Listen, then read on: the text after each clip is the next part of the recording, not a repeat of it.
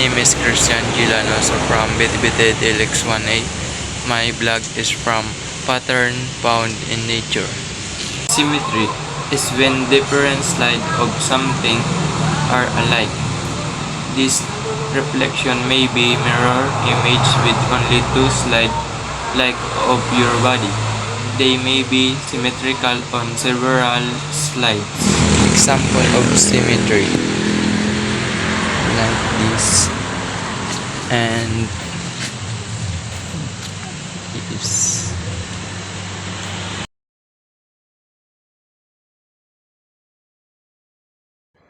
This is a fractals.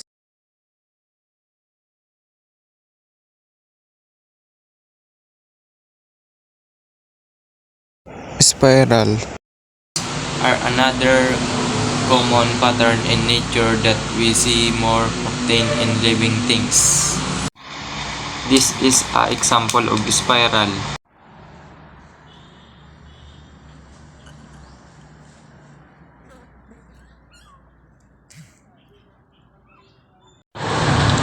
Wave consists of oscillation or vibration of a physical medium or a field around the relatively fixed allocation surface.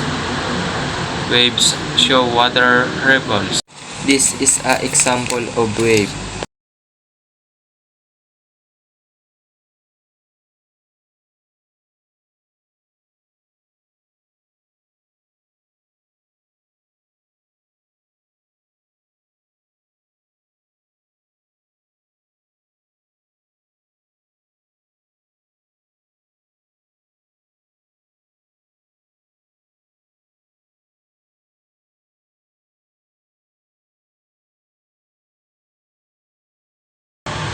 Fracture is a separation of an object or material into two or more pieces under the action of stress.